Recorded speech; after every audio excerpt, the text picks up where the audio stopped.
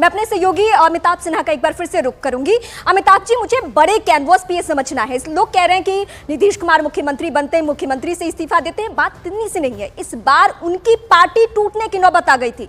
यानी बीते दिनों ललन सिंह की जिसमें भूमिका थी, जिसमें विजेंद्र यादव जैसे नेता की भूमिका थी कि जेडीयू को तोड़ने के लिए अलग से बैठक की जा रही थी, वहां से इसकी पटकथा शुरू होती है कि नीतीश कुमार को पाला बदलना है और साथ ही साथ 2024 के चुनाव में उनकी पार्टी बेहतर परफॉर्मेंस करे सांसदों के लिहाज से, यह भी एक वजह।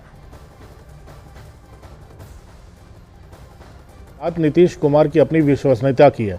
मैंने बताया ना, तीन यहाँ के इसके 3 हिस्से हैं पूरे के पूरे हंगामे के, नीतीश कुमार की इस वापसी के। पहला, पार्टी के अंदर गड़बड़।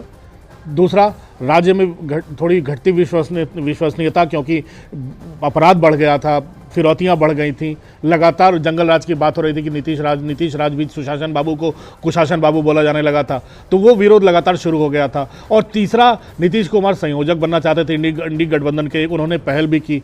वहाँ वो कांग्रेस से निराश हो रहे थे कि कांग्रेस ने ममता का ज़्यादा साथ दिया, इसलिए वो कांग्रेस से भी नाराज़ थे कि उनको तवज्जो नहीं दी जा रही है, उनको वो प्रोमिनेंस नहीं दी जा रही है जो वो डिजर्व करते हैं। तो जब इंडी से कांग्रेस से निराश हो गया, और तीसरा, लालू की तरफ से इतना ज़्यादा दबाव था उनके ऊपर कि हमें सत्ता सौंपो, जो तुमने वादा किया था कि संयोजक बन के जाओगे, अब तब हमें सत्ता सौंप दोगे, आप तेजस्वी को सत्ता सौंपो और आप देश भर में घूमो और जोड़ो पार्टियों को। पीएम मृत्यु हो गया उसका, खत्म है, मतलब कहानी खत्म। ये बताइए, मंत्री पद की शपथ आज कौन कौन लेने जा रहे हैं? ये इसकी मुझे जानकारी नहीं। माननीय मुख्यमंत्री जी और डिप्टी सीएम और कुछ लोग शपथ लेंगे। कितने होंगे? अब इसके बारे में औपचारिक जानकारी मुझे नहीं। आप मंत्री बन रहे हैं? ना हम ना उसके दावेदार हैं, ना हम मार्केट अपना बढ़ाते हैं। शिक्षा विभाग में सर पाठक जी को नीतीश कुमार को आप सुन रहे थे, जेडीयू के प्रवक्ता हैं। अमिताभ जी, आप अपनी बातें पूरी कीजिए। हाँ, तो उनकी मुश्किलें बढ़ती जा रही थी और लगातार वो संकेत दे रहे थे कि उन्हें जनता दल आरजेडी से अलग होना है, लेकिन बीजेपी ने तब तवज्जो नहीं दी। बीजेपी बहुत ही फूंक कर अपना कदम रख रही थी।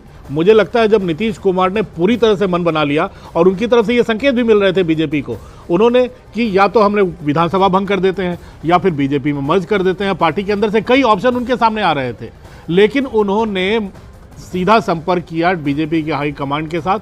उनके 1-2 करीबी मंत्री दिल्ली में 3-4 दिनों तक लगातार प्रवास पे लगे रहे और बीजेपी के अंदर लॉबिंग करते रहे। तब जाकर मुझे लगता है कि अमित शाह, जेपी नड्डा, BL संतोष जैसे बड़े नेता बिहार के नेताओं से मिले और बिहार के नेताओं से उनकी बातें सुनी, लेकिन उनको असली चीज़ समझाया कि अब बीजेपी को का एक ही फ़ायदा है कि वो कांग्रेस और इंडी गठबंधन को वहाँ घुसने न दे बिहार में।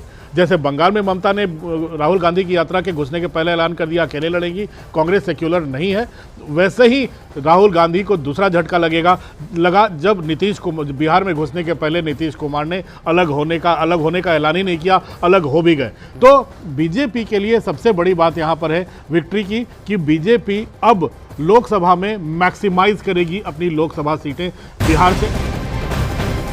और इस वक्त एक बेहद अहम और बड़ी खबर आ रही है। तेज प्रताप यादव का नीतीश कुमार पर बड़ा हमला। गिरगिट तो बस यूं ही बदनाम है। तेज प्रताप यादव ने कह दिया है नीतीश को लेकर के एक बड़ा बयान। ऐसे में जबकि नीतीश कुमार ने आरजेडी का साथ छोड़ा, अपने पद से इस्तीफा दिया और एनडीए के साथ नई सरकार बनाने जा रहे हैं, तेज प्रताप का यह बड़ा हमला नीतीश कुमार पर। तो नीतीश कुमार को लेकर अमूमन यही बातें होती रहती है, जब वो आरजेडी की तरफ जाते हैं तो बीजेपी की तरफ से हमला, और जब बीजेपी की तरफ आते हैं तो आरजेडी की तरफ से हमला।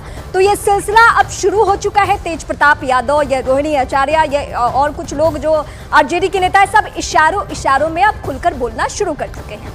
तेज प्रताप यादव ने नीतीश कुमार पर ये एक बड़ा हमला किया है, और जिस तरह से अब बयानात आने लगे हैं आरजेडी की ओर से, एक बड़ा हमला नीतीश कुमार पर, लेकिन यह तल्खी भी अब साफ जाहिर हो रही है।